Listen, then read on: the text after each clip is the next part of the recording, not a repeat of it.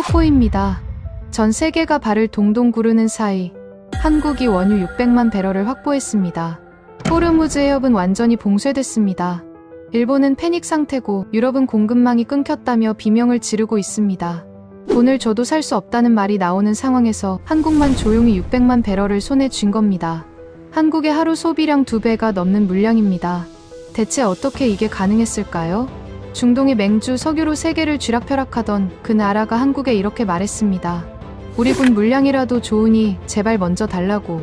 4조 6천억 원을 지불한 고객이 납품 순서를 기다리지 못하고 한국 국군 배치 물량까지 빼달라며 손을 내민 겁니다. 국가 간 무기 거래 역사상 전례가 없는 일이었습니다. 그런데 더 충격적인 건 따로 있습니다. 이란이 534발을 쏟아부은 그 밤 모든 것이 바뀌었습니다. 천궁은 실전 명중률 96%를 기록했습니다. 패트리어트조차 달성한 적 없는 숫자였습니다. 미국은 추가 물량 보내는데 5년이 걸린다 했고, 영국은 유감이라 했고, UAE는 한국에 무릎을 꿇었습니다. 그리고 한국이 UAE를 구한 지 며칠 뒤 세상이 다시 한번 뒤집혔습니다. 돈을 줘도 살 수 없다던 원유 600만 배럴이 UAE에서 한국으로 조용히 향했습니다. 전 세계가 구하지 못한 것을 한국은 조용히 손에 쥔 겁니다. 천궁이 패트리어트를 대체한다는 건 말도 안 된다며 비웃음 당했던 한국이 세상이 무너지는 순간 유일하게 달려오는 나라라는 것을. 안녕하세요. 저는 중동 방산 전략 컨설턴트 아흐마드 알카심입니다. 지금부터 제가 직접 목격한 이야기를 시작하겠습니다. 시작하기 전에 구독과 좋아요, 힘내자 대한민국, 댓글로 대한민국에 힘을 보태주세요. 지금 중동이 불타고 있습니다. 2025년 2월 28일 새벽, 이란이 방아쇠를 당겼습니다. 탄도 미사일, 극초음속 미사일, 자폭 드론이 뒤섞인 534발이 페르시아만을 향해 쏟아졌습니다. 속도도 다르고 궤적도 다른 무기들이 동시에 날아오는 최악의 복합 공격이었습니다. 아부다비 상공이 불꽃으로 뒤덮였고 두바이 도심 방향으로 날아오는 미사일을 시민들이 맨눈으로 목격했습니다. 수십 년간 중동의 밤하늘을 지배해온 미국의 패트리어트가 불을 뿜기 시작했습니다. 이스라엘의 에로우도 가동됐습니다. 그리고 그 사이 아무도 주목하지 않던 한국의 천궁이 조용히 눈을 떴습니다. 결과는 충격이었습니다. UAE 방공망이 534발 중 496발을 격추했습니다. 요격률 92% 이상. 그런데 그 숫자보다 더 충격적인 건 따로 있었습니다. 천궁이 기록한 단독 요격률이었습니다. 60여 발을 발사해 96%를 잡아냈습니다. 패트리어트조차 실전에서 달성한 적 없는 숫자였습니다. 국산 방공 무기가 실전에서 이런 성과를 낸 건 방산 역사상 처음 있는 일이었습니다. 그런데 이 숫자가 왜 이토록 충격적이냐고요? 바로 이 천궁을 두고 불과 2년 전 세계 방산 전문가들이 비웃었기 때문입니다. 2023년 2월 아부다비 국제 방산 전시회 부대 행사로 열린 걸프 지역 방공 전략 세미나였습니다. 미국과 유럽의 방산 관계자 200여 명이 모인 자리에서 누군가 손을 들었습니다. 한국의 천궁이 패트리어트의 대안으로 거론되고 있는데 어떻게 생각하냐는 질문이었습니다. 단상 위에 미국 방산 기업 임원이 잠깐 미소를 지었습니다. 그 미소가 모든 것을 말해주고 있었습니다. 한국이요? 훌륭한 나라죠. 반도체도 잘 만들고 드라마도 재미있습니다. 하지만 중거리 방공은 다른 이야기입니다. 실전 데이터가 없는 무기를 완공 방어에 쓸 수는 없지 않겠습니까? 웃음이 터졌습니다. 여기저기서 고개를 끄덕이는 소리가 들렸습니다. 저도 웃었습니다. 부끄럽지만 사실입니다. 저 아흐마드 알카심은 그 자리에서 함께 웃은 사람 중 하나였습니다. 20년 동안 걸프 지역 방산 조달 전략을 자문해온 저에게 한국 방공 무기는 진지한 검토 대상이 아니었습니다. UAE가 2022년 천궁과 4조 6천억 원 규모의 계약을 체결했다는 소식을 들었을 때도 저는 고개를 갸웃거렸습니다. 미국제 패트리어트가 주력인 UAE 방공망에 한국산 천궁을 섞는다는 건 이해하기 어려운 결정이었으니까요. 주변 동료들도 비슷한 반응이었습니다. 실전 검증이 없다. 후속 군수 지원 체계가 불안하다. 미국 시스템과의 호환성이 검증되지 않았다. 이런 말들이 오갔습니다. 그 무렵 미국 방산 시장은 절정을 달리고 있었습니다. 우크라이나 전쟁 이후 패트리어트 수요가 폭발했고 미국 방산 기업들은 주문이 밀려 생산 라인을 풀가동하고 있었습니다. UAE, 사우디, 이라크, 카타르, 바레인, 걸프 지역 국가들은 하나같이 미국의 방패 아래 줄을 섰습니다. 수십 년간 이어온 패턴이었습니다. 중동의 안보는 미국이 책임진다. 그 공식이 흔들린다는 건 상상하기 어려운 일이었습니다. 하지만 균열은 이미 시작되고 있었습니다. UAE가 미국 측에 패트리어트 추가 물량을 요청했을 때 돌아온 답이 모든 것을 바꿔놓았습니다. 지금 당장은 어렵습니다. 최소 5년을 기다려야 합니다. 5년. 전쟁이 코앞인데 방패가 5년 뒤에 온다는 말이었습니다. 영국은 유감이라 했고 프랑스는 자체 물량도 빠듯하다고 했습니다. 20년 동맹이 결정적인 순간에 세 글자로 돌아왔습니다. 기다려라. 그때 UAE 방공 당국 안에서 누군가 조용히 말했습니다. 천궁은요? UAE 국방부 긴급 회의실에 전화가 빗발치고 있었습니다. 534발이 쏟아진 그 밤이 지나자마자 상황은 예상보다 훨씬 빠르게 돌아갔습니다. 이란은 멈추지 않았습니다. 첫 번째 공격이 끝나기도 전에 두 번째 파도가 준비되고 있다는 정보가 들어왔습니다. 패트리어트 요격 미사일 재고 현황판의 숫자가 시간이 지날수록 빠르게 줄어들고 있었습니다. 한 발씩 쏠 때마다 수십억 원이 사라졌고 그 속도는 누구도 예상하지 못한 것이었습니다. 요격 미사일 비축량이 바닥을 드러내기 시작하자 UAE 지도부의 공황이 찾아왔습니다. 미국에 다시 전화를 걸었습니다. 돌아온 답은 달라지지 않았습니다. 우크라이나 전쟁 이후 미국의 패트리어트 생산 라인은 이미 한계에 다다른 상태였습니다. 폴란드가 주문한 물량도 아직 인도가 안 된 상황이었습니다. UAE가 추가 물량을 요청하면 최소 5년, 길게는 7년을 기다려야 한다는 통보가 다시 한번 날아왔습니다. 전쟁은 오늘 벌어지고 있는데 방패는 7년 뒤에 온다는 말이었습니다. 영국도 마찬가지였습니다. 프랑스도 자체 재고가 빠듯하다며 고개를 저었습니다. 20년 동맹이 결정적인 순간에 내뱉은 말은 하나였습니다. 유감입니다. 저는 그 소식을 아부다비 현지 자문 사무실에서 들었습니다. 창밖으로 아직 연기가 거치지 않은 하늘이 보였습니다. 전날 밤 요격 미사일이 폭발하며 남긴 흔적이 새벽빛 속에 흐릿하게 남아 있었습니다. 미국이 없으면 중동의 방공망은 없다고 믿어온 20년이었습니다. 그런데 지금 그 믿음이 유감이라는 단어 하나로 무너지고 있었습니다. 바로 그때였습니다. UAE 국방부 조달 담당 라시드 알막툼이 저에게 연락을 해왔습니다. 목소리가 평소와 달랐습니다. 긴장을 감추려 하지만 감춰지지 않는 그런 목소리였습니다. 알카심, 천궁 추가 물량 확보가 가능한지 한국 쪽 채널을 통해 확인해 줄 수 있겠습니까? 저는 잠시 말을 잃었습니다. 천궁이요? 라고 되물었습니다. 네, 천궁입니다. 실전에서 확인했습니다. 우리가 가진 것 중 가장 빠르고 가장 정확한 건 천궁이었습니다. 그 말이 머릿속에서 맴돌았습니다. 2년 전 콘퍼런스장에서 웃음을 터뜨리던 그 자리가 떠올랐습니다. 실전 데이터가 없는 무기를 왕궁 방어에 쓸 수는 없지 않겠냐던 그 목소리가 떠올랐습니다. 그리고 저도 함께 웃었던 그 순간이 떠올랐습니다. UAE는 4조 6천억 원짜리 계약을 맺고도 한국 천궁에 대한 확신이 없었습니다. 그래서 전체 10개 포대 계약 중 단 2개 포대만 먼저 배치했던 겁니다.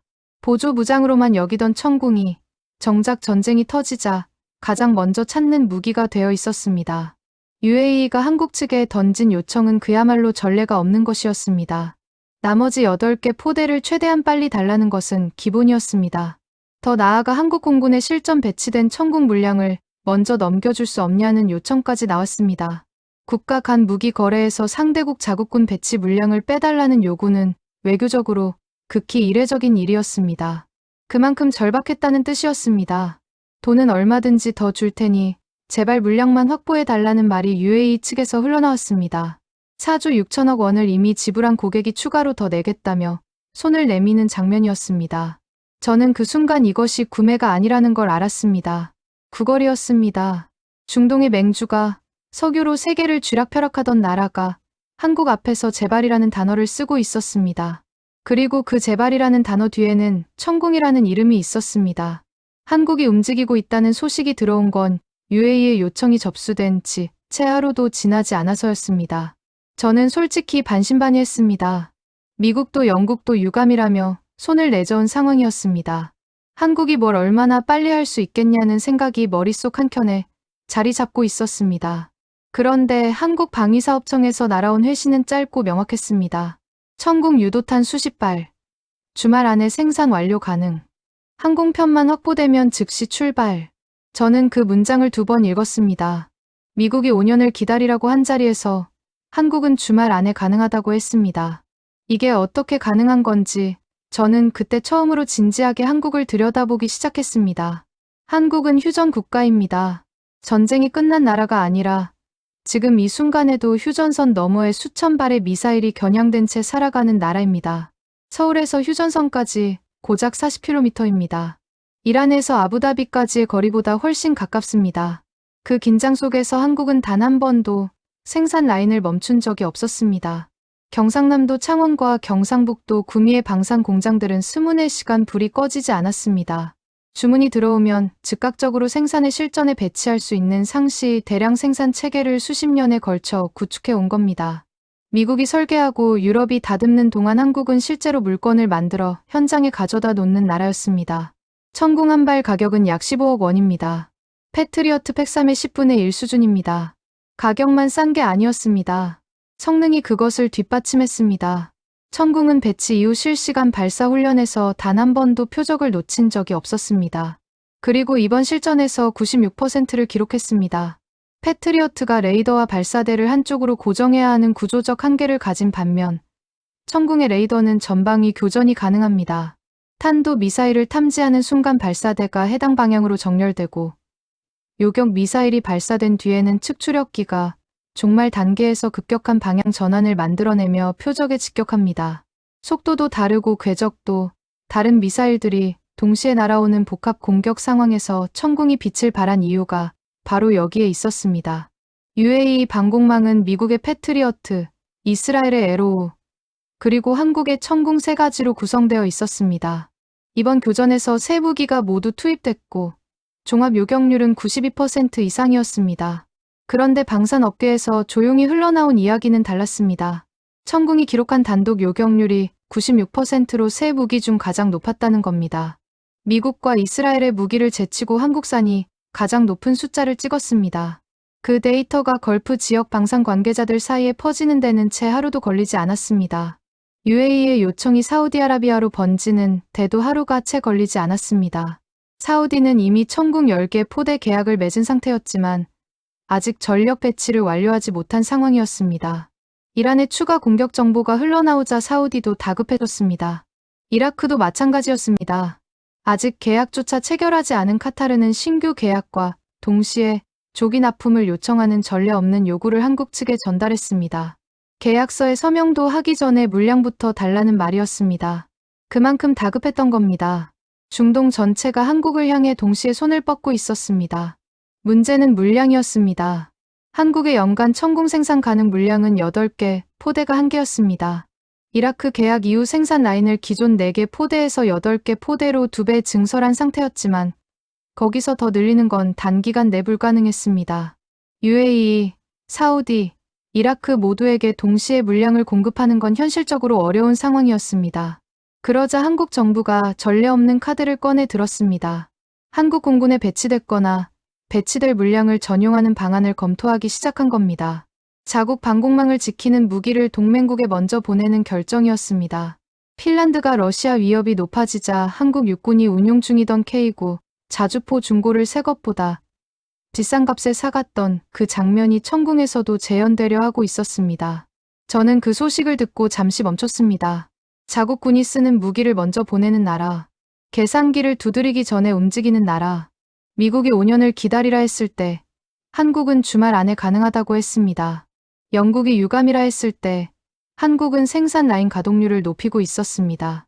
같은 상황, 완전히 다른 반응이었습니다. 저는 20년 동안 방산 컨설턴트로 살아오면서 무기를 철저히 숫자로만 봐왔습니다.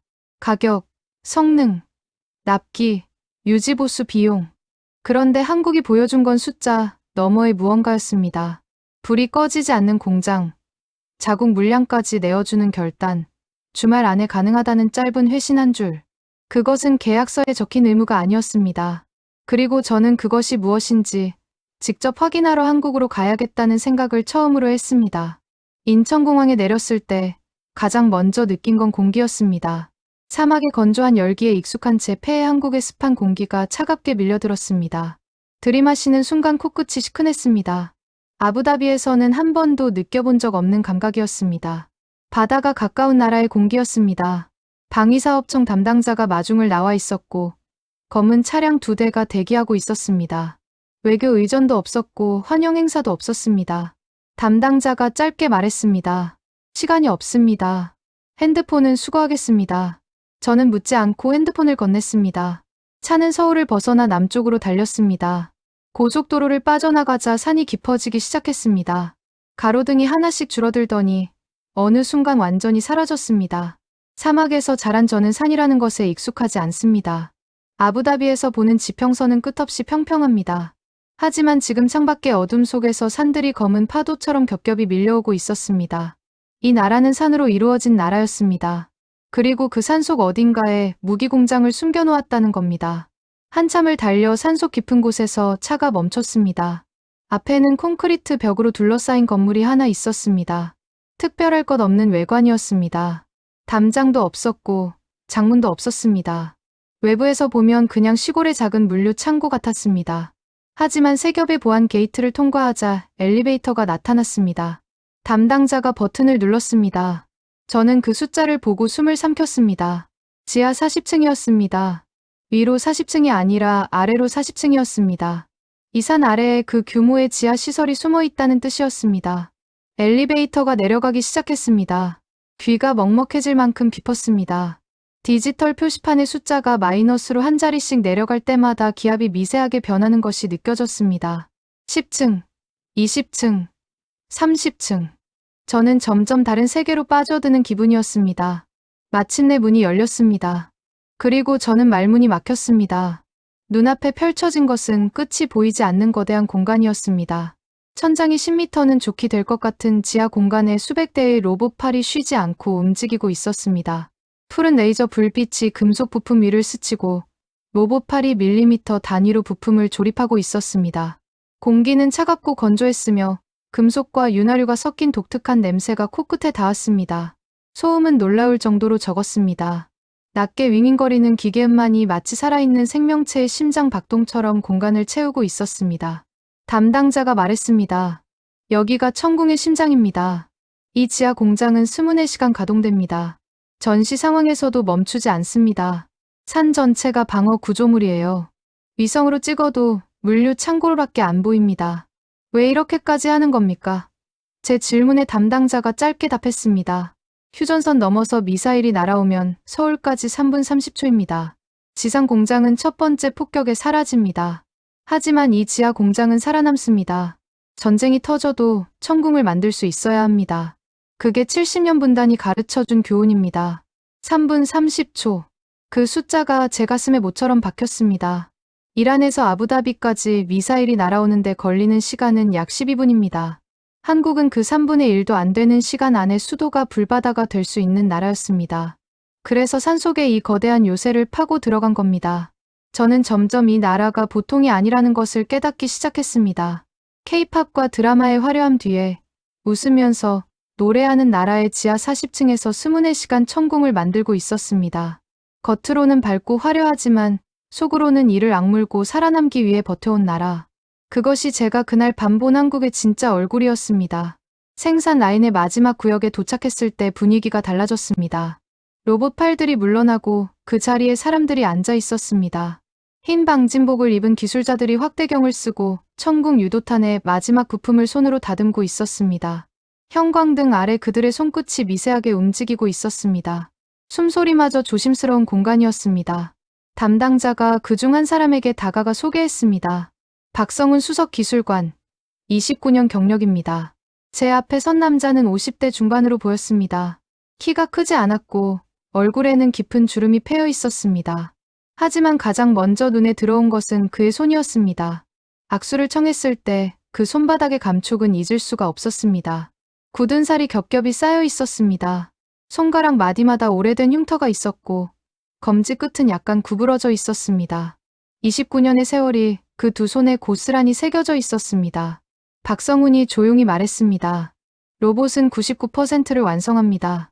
하지만 마지막 1%는 사람의 손이 필요합니다.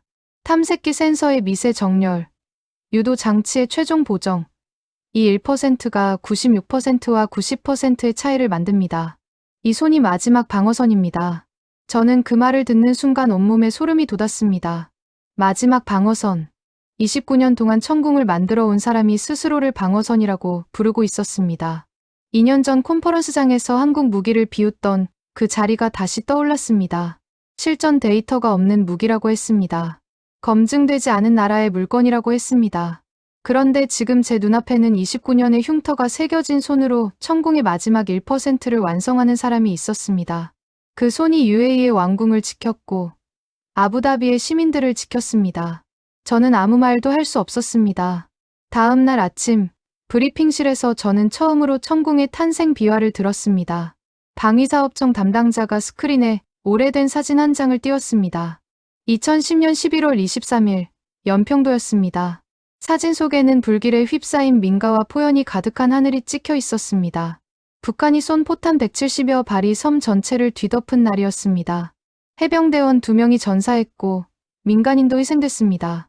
그런데 그날 한국 해안에 배치된 대응 무기는 수십 년 된 구식 해안포뿐이었습니다. 수동으로 조준하는 낡은 장비로는 고속으로 밀려오는 위협을 막을 수 없었습니다. 한국은 그날 밤 자국 영토가 불타는 장면을 텔레비전으로 지켜봐야 했습니다. 담당자의 목소리가 낮아졌습니다. 천궁 개발이 본격화된 건 바로 그 다음 날부터였습니다. 연평도의 불길이 꺼지기도 전에 대한민국 방산기술진은 다시는 이런 일이 없어야 한다는 하나의 목표를 향해 움직이기 시작했습니다. 실전 데이터가 없다는 말이 세상에서 가장 억울한 나라가 한국이라는 걸 저는 그때 처음으로 이해했습니다. 데이터가 없는 게 아니었습니다. 데이터를 만들지 않아도 되는 상황이 한국에는 단 하루도 없었던 겁니다. 천궁의 개발 과정은 순탄하지 않았습니다. 초기 시험 평가에서 유도 알고리즘 오류가 발견됐고 개발진은 처음부터 다시 설계를 뜯어고쳐야 했습니다. 예산은 줄었고 일정은 늘어났습니다. 국회에서는 돈만 쓰고 결과가 없다는 비판이 쏟아졌습니다. 그럼에도 기술진은 멈추지 않았습니다. 전날 밤 제가 만난 박성훈 기술관도 그 시절을 버텨온 사람 중 하나였습니다. 그가 손가락 마디에 흉터를 새기며 천궁의 탐색기를 다듬고 있을 때 바깥에서는 이 무기가 필요하냐는 논쟁이 벌어지고 있었습니다. 하지만 기술진은 논쟁보다 실력으로 답했습니다. 2015년 천궁이 처음 실전 배치됐습니다. 그리고 배치 이후 실시한 모든 발사 훈련에서 단 한 번도 표적을 놓친 적이 없었습니다. 백발백중이었습니다. 2022년 UAE가 4조 6천억 원 규모의 계약을 체결했을 때 방산업계에서는 의외라는 반응이 나왔습니다. 하지만 UAE 국방부는 이미 알고 있었습니다. 훈련에서 한 번도 빗나간 적 없는 무기, 패트리어트의 10분의 1 가격에 그것과 어깨를 나란히 하는 성능, 그리고 주문하면 즉각 공급이 가능한 나라. 그 세 가지를 동시에 갖춘 선택지는 전 세계에서 한국뿐이었습니다. 브리핑이 끝나자 담당자가 저를 다른 방으로 안내했습니다.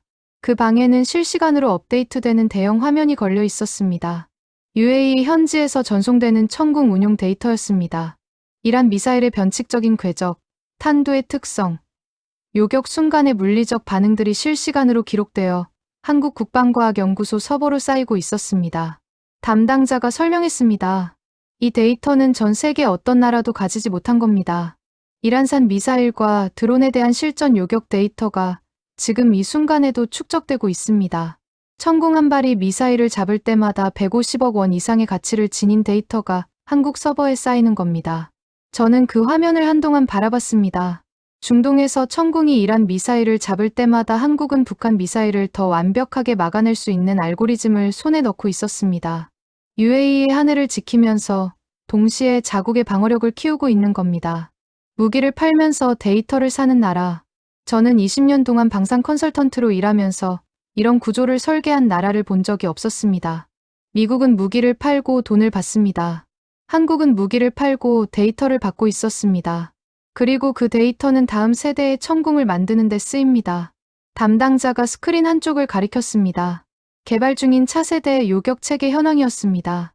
천궁 3는 현재 천궁이보다 요격 범위가 4배, 방어 면적이 5배 넓은 차세대 체계입니다. 아직 전력화 전입니다.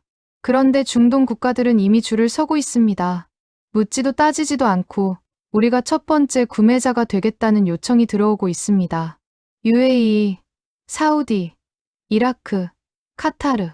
천궁이의 96%를 직접 눈으로 확인한 나라들이 천궁3에 대해서는 데이터도 보지 않고 계약을 원하고 있습니다. 실전이 만들어낸 신뢰였습니다. 저는 그 자리에서 한 가지를 깨달았습니다. 2년 전 컨퍼런스장에서 미국 방산 임원이 웃으며 던진 말, 실전 데이터가 없는 무기를 왕궁 방어에 쓸 수는 없다는 그 말이 지금 이 순간 얼마나 공허하게 들리는지를. 한국은 실전 데이터를 가지고 있었습니다. 그것도 패트리어트가 달성하지 못한 96%라는 숫자로. 그리고 그 데이터는 연평도가 불타던 날 밤, 다시는 맨몸으로 당하지 않겠다는 맹세에서 시작된 것이었습니다. 저는 브리핑실을 나오면서 뒤를 한번 돌아봤습니다. 화면 위에서 숫자들이 실시간으로 바뀌고 있었습니다. 지금 이 순간에도 천궁은 중동의 하늘 어딘가에서 눈을 뜨고 있었습니다. 다음 날 아침, 브리핑실에서 저는 처음으로 천궁의 탄생 비화를 들었습니다. 방위사업청 담당자가 스크린에 오래된 사진 한 장을 띄웠습니다. 2010년 11월 23일, 연평도였습니다. 사진 속에는 불길에 휩싸인 민가와 포연이 가득한 하늘이 찍혀 있었습니다. 북한이 쏜 포탄 170여 발이 섬 전체를 뒤덮은 날이었습니다. 해병대원 2명이 전사했고 민간인도 희생됐습니다. 그런데 그날 한국 해안에 배치된 대응 무기는 수십 년 된 구식 해안포뿐이었습니다. 수동으로 조준하는 낡은 장비로는 고속으로 밀려오는 위협을 막을 수 없었습니다. 한국은 그날 밤 자국 영토가 불타는 장면을 텔레비전으로 지켜봐야 했습니다. 담당자의 목소리가 낮아졌습니다. 천궁 개발이 본격화된 건 바로 그 다음 날부터였습니다. 연평도의 불길이 꺼지기도 전에 대한민국 방산기술진은 다시는 이런 일이 없어야 한다는 하나의 목표를 향해 움직이기 시작했습니다. 실전 데이터가 없다는 말이 세상에서 가장 억울한 나라가 한국이라는 걸 저는 그때 처음으로 이해했습니다. 데이터가 없는 게 아니었습니다. 데이터를 만들지 않아도 되는 상황이 한국에는 단 하루도 없었던 겁니다. 천궁의 개발 과정은 순탄하지 않았습니다. 초기 시험평가에서 유도 알고리즘 오류가 발견됐고 개발진은 처음부터 다시 설계를 뜯어고쳐야 했습니다. 예산은 줄었고 일정은 늘어났습니다. 국회에서는 돈만 쓰고 결과가 없다는 비판이 쏟아졌습니다. 그럼에도 기술진은 멈추지 않았습니다. 전날 밤 제가 만난 박성훈 기술관도 그 시절을 버텨온 사람 중 하나였습니다.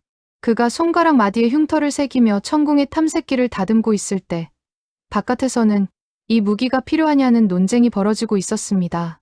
하지만 기술진은 논쟁보다 실력으로 답했습니다.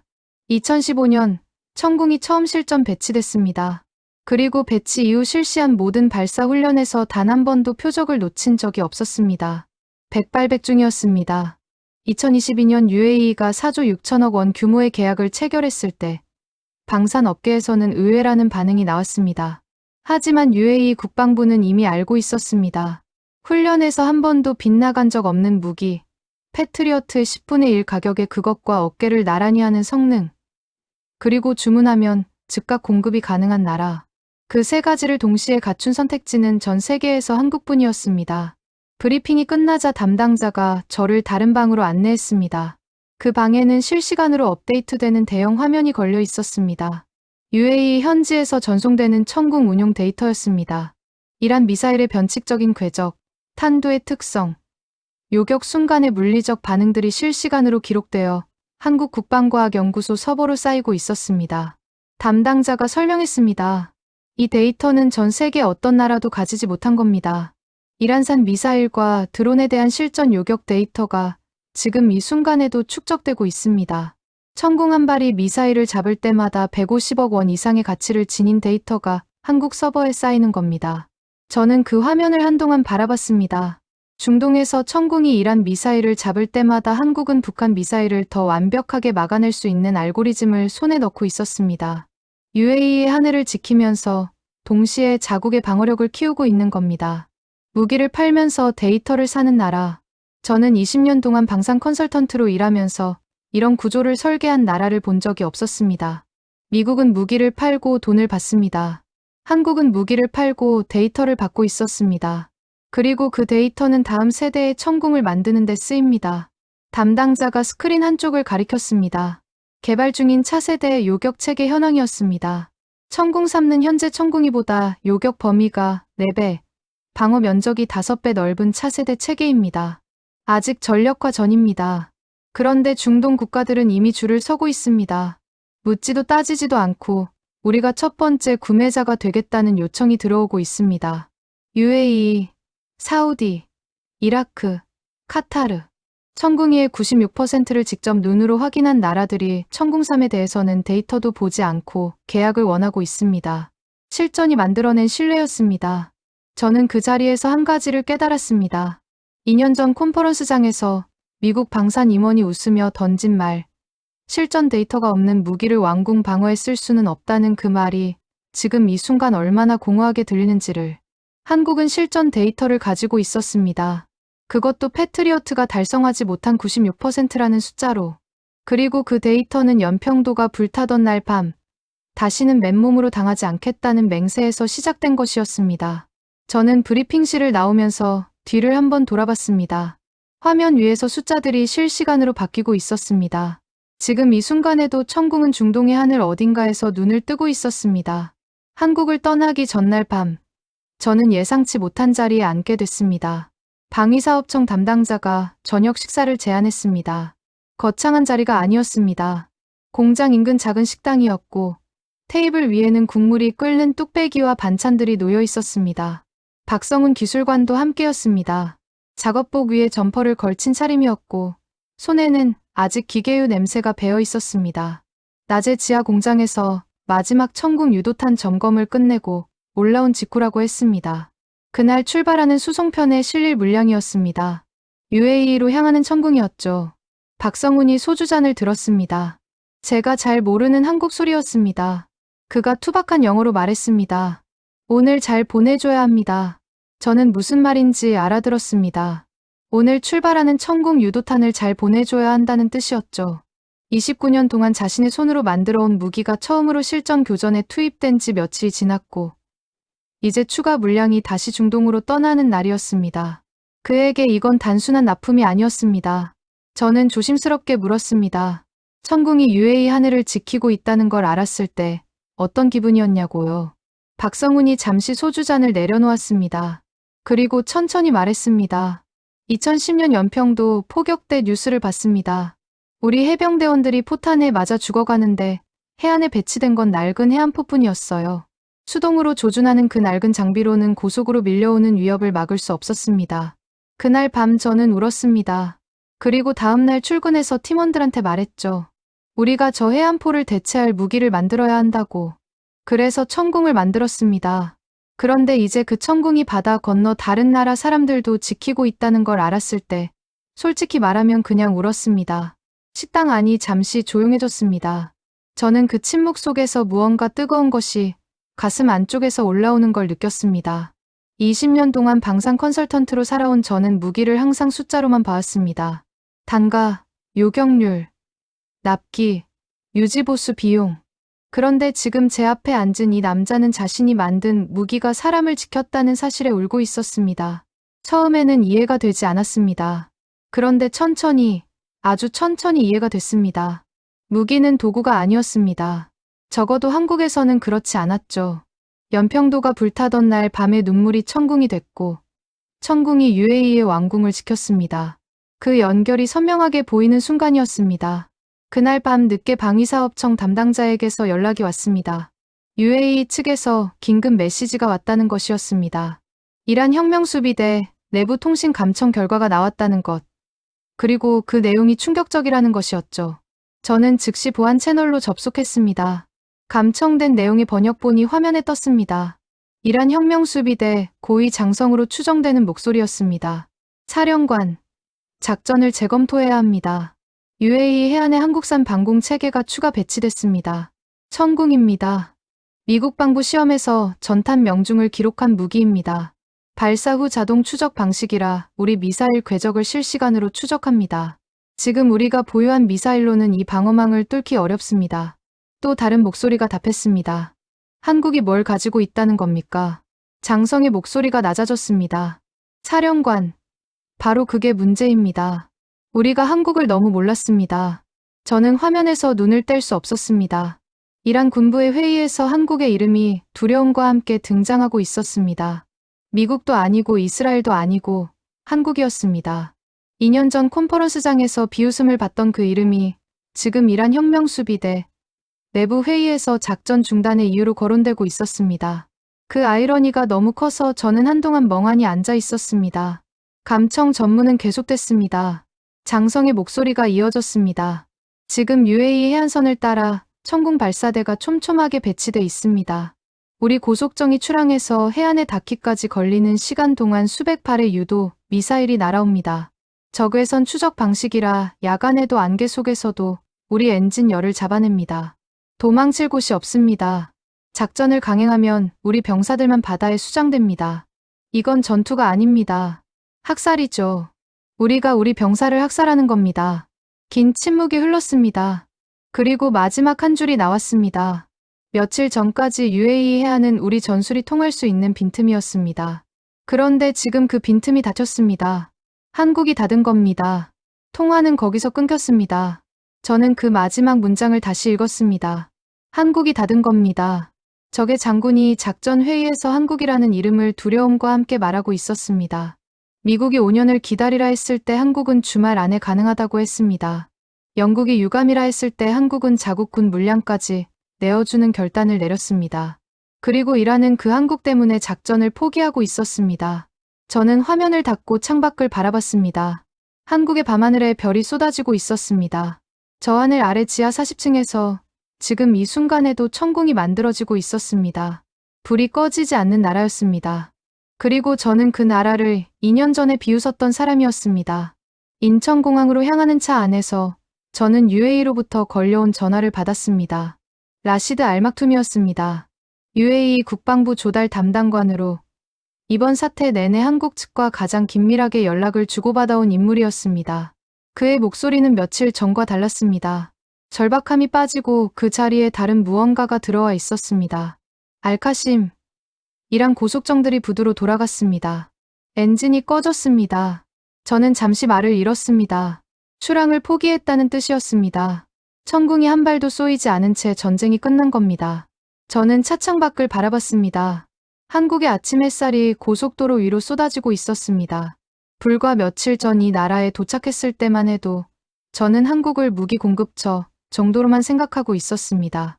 그런데 지금 이 순간 한 발도 쏘지 않고 전쟁을 끝낸 나라의 아침 햇살을 바라보고 있었습니다. 최고의 방패는 적이 칼을 뽑지 못하게 만드는 방패라는 말이 있습니다. 천궁이 바로 그것이었습니다. 그런데 진짜 충격적인 소식은 그로부터 사흘 뒤에 날아왔습니다.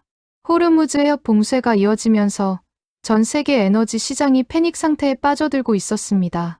국제 유가가 폭등했습니다. 한국이 수입하는 원유의 70%가 호르무즈 해협을 통과하는 구조였습니다. 한국 정부는 에너지 안보 위기 경보 관심 단계를 발령했습니다. 일본은 발을 동동 구르고 있었고 유럽은 러시아산 천연가스마저 끊기면서 이중고에 시달리고 있었습니다. 전 세계가 원유를 구하지 못해 아우성치는 상황이었습니다. 돈을 줘도 살 수 없다는 말이 나올 정도였죠. 그런데 그 상황에서 UAE가 한국에 원유 600만 배럴을 긴급 공급하기로 결정했습니다. 호르무즈 해협을 통과하지 않아도 되는 아라비아 반도 동쪽 끝 대체 항만에서 200만 배럴 규모의 한국 국적 유조선 두 척이 즉시 접안하기로 했습니다. 여기에 400만 배럴을 가득 채워 조속한 시일 안에 한국으로 출발하기로 한 겁니다. 거기에 더해 UAE가 한국 내에 보관 중이던 공동 비축 물량 200만 배럴도 한국이 원한다면 언제든지 제공하겠다는 약속까지 받았습니다. 총 600만 배럴 이상, 한국의 하루 소비량 2배가 넘는 물량이었습니다. 전 세계가 구하지 못한 것을 한국은 조용히 손에 쥔 겁니다. 저는 그 소식을 듣고 한동안 멍하니 앉아 있었습니다. 방산 컨설턴트로 20년을 살아온 저는 무기 거래가 달러와 계약서로 끝난다고 믿어왔습니다. 무기를 팔면 돈을 받는 겁니다. 그게 전부였습니다. 그런데 한국은 천궁을 팔고 원유를 받고 있었습니다. 아니, 정확히는 천궁으로 UAE를 지켜주고 UAE는 원유로 한국의 민생을 지켜주고 있었습니다. 이건 거래가 아니었습니다. 이건 동맹이었습니다. 진짜 동맹이요. 한국 청와대 대변인이 공식 브리핑에서 한 말이 제 머릿속에서 떠나지 않았습니다. 천궁이 UAE의 안보를 지키듯이 UAE의 원유가 우리나라 에너지 안보에 기여하고 있습니다. 짧은 한 문장이었습니다. 하지만 그 한 문장 안에 이 모든 이야기가 압축돼 있었습니다. 방패와 원유의 교환이 아니었습니다. 위기의 순간에 서로를 지키는 나라들의 이야기였습니다. 그것만이 아니었습니다. UAE는 원유와 함께 또 하나의 결정을 내렸습니다. 이란의 공격으로 중동 전역의 항공편이 마비된 상황에서 UAE는 자국 항공사 국적기의 항공 노선을 특별 재개하기로 한 겁니다. 중동에 발이 묶인 한국 국민 수천 명이 귀국을 기다리고 있었습니다. 항공공항이 폐쇄된 상황에서 UAE 국적기 2대를 하루에 한국으로 열어준다는 결정이었습니다. 전시 상황에서 자국 공항이 폐쇄된 상황에서 UAE는 한국 국민을 먼저 생각했습니다. 저는 그 결정의 무게를 압니다. 전쟁 중에 항공기를 띄우는 건 단순한 행정 결정이 아닙니다. 안전을 보장하기 어려운 상황에서 내리는 결단이었습니다. 그런데 UAE는 그 결단을 한국을 위해 내렸습니다. 이유는 하나였습니다. 한국이 먼저 달려왔기 때문이었습니다. 미국이 계산기를 꺼냈을 때, 영국이 유감이라 했을 때, 한국은 형제 국가가 위험할 때 묻지 않고 달려간다는 말을 행동으로 보여줬습니다. UAE는 그것을 잊지 않았습니다. 저는 일개 컨설턴트에 불과하지만 이 흐름이 무엇을 의미하는지는 압니다. 중동의 안보 지도가 바뀌고 있습니다. UAE를 시작으로 사우디아라비아, 이라크, 카타르까지 한국산 천궁 시스템으로 통합된 방어망을 구축하는 흐름이 시작됐습니다. 이란이 미사일을 발사하는 순간 사우디에 배치된 한국산 레이더가 이를 포착하고 UAE의 지휘통제실에서 요격 명령을 내리며 가장 최적의 위치에 있는 천궁이 격추하는 유기적인 시스템이 완성되고 있는 겁니다. 수십 년간 미국의 패트리어트가 지배하던 자리를 한국의 천궁이 채우고 있었습니다. 그리고 그 중심에 UAE가 있었습니다. 한국이 중동을 지켰고 중동이 한국에 보답했습니다. 천궁이 UAE의 왕궁을 지켰고 UAE의 원유가 한국의 민생을 지켰습니다.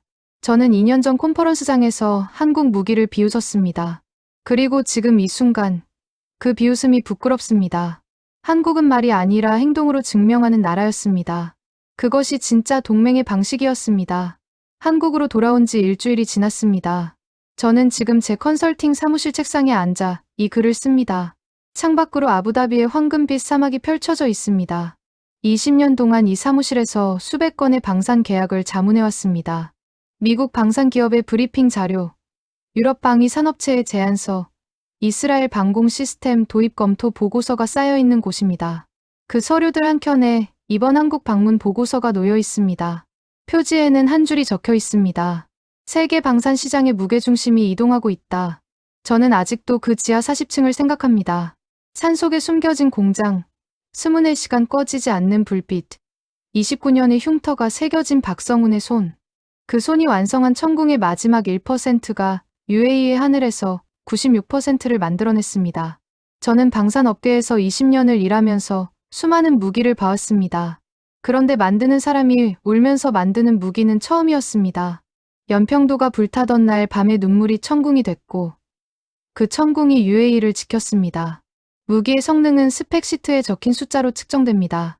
하지만 그 숫자를 만들어내는 것은 결국 사람이었습니다. 이번 사태가 마무리되면서 중동 전체의 방산 지형이 달라지고 있습니다. UAE는 기존 계약 물량인 나머지 8개 포대의 조기 인도를 공식 요청했고 이에 더해 350억 달러 규모의 추가 방산 협력 프레임워크 협상이 시작됐습니다. 50조 원에 달하는 규모입니다. 사우디아라비아는 이미 계약된 10개 포대 외에 추가 도입을 검토 중이고 이라크는 조기 전력화를 위한 기술 지원 인력 파견을 한국 측에 요청했습니다. 아직 계약을 체결하지 않은 카타르와 바레인도 신규 계약 협상 테이블에 앉았습니다. 중동 전체가 한국을 향해 방향을 틀고 있었습니다. 그리고 천궁3가 있습니다. 현재 개발 중인 차세대 요격 체계로 천궁2보다 요격 범위가 4배, 방어 면적이 5배 넓습니다. 아직 전력화되지도 않은 무기입니다. 그런데 중동 국가들은 이미 첫 번째 구매자가 되겠다며 줄을 서고 있습니다. 데이터도 보지 않고 계약을 원하는 나라들이 생겨나고 있습니다. 천궁이의 96%가 만들어낸 신뢰였습니다. 실전이 만든 브랜드였습니다. 어떤 광고도 어떤 브리핑도 만들어낼 수 없는 것을 한국은 이란의 미사일 534발 앞에서 스스로 증명해냈습니다. 저는 얼마 전 이 이야기를 걸프 지역 방산 관계자 모임에서 꺼냈습니다. 2년 전 콘퍼런스장에서 함께 한국 무기를 비웃었던 사람들이 그 자리에 앉아 있었습니다. 제가 한국 방문 경험을 이야기하기 시작하자 처음에는 반응이 없었습니다. 그러다 천궁의 지하 공장 이야기가 나왔을 때, 감청 전문 이야기가 나왔을 때, 원유 600만 배럴 이야기가 나왔을 때 분위기가 달라졌습니다. 누군가 말했습니다. 우리가 한국을 잘못 봤군요. 저는 고개를 끄덕였습니다. 저도 그랬습니다. 미국은 여전히 강합니다. 패트리어트는 여전히 세계 최고 수준의 방공 시스템입니다. 하지만 미국이 5년을 기다리라 할 때 한국은 주말 안에 가능하다고 합니다. 미국이 계산기를 꺼낼 때 한국은 자국군 물량을 먼저 내어줍니다. 미국이 유감이라 할 때 한국은 이미 현장에 와 있습니다. 세상에는 두 종류의 동맹이 있습니다. 계약서에 적힌 동맹과 불이 났을 때 먼저 달려오는 동맹. 한국은 후자였습니다. 저는 이번 일을 겪으면서 한 가지를 깨달았습니다. 강한 나라는 크고 화려한 나라가 아니었습니다. 불이 꺼지지 않는 나라, 산속 지하 40층에서 묵묵히 무기를 만드는 나라, 위기의 순간에 계산하지 않고 움직이는 나라가 진짜 강한 나라였습니다. 한국은 K-팝과 드라마로 세계를 매혹시키는 나라입니다. 반도체와 조선으로 세계 경제를 움직이는 나라입니다. 그리고 이제 천궁으로 세계의 하늘을 지키는 나라가 됐습니다. 저 아흐마드 알카심은 2년 전에 그 나라를 비웃었습니다. 그리고 지금 이 순간 그 나라에 깊이 고개를 숙입니다. UAE의 대통령이 공식 성명에서 한 말이 있습니다. 천궁이 우리의 하늘을 지켰습니다. 우리는 그 사실을 잊지 않을 것입니다. 짧은 두 문장이었습니다. 하지만 그 두 문장이 수십 년간 미국이 지배해온 중동 방산 시장의 지형을 바꾸고 있습니다. 한국이 중동의 하늘을 지키는 나라가 됐습니다. 그리고 중동은 한국의 민생을 지키는 파트너가 됐습니다. 천궁이 만들어낸 새로운 세계였습니다. 대한민국이 얼마나 대단한 나라인지 다시 한번 느끼셨다면 구독과 좋아요 부탁드립니다.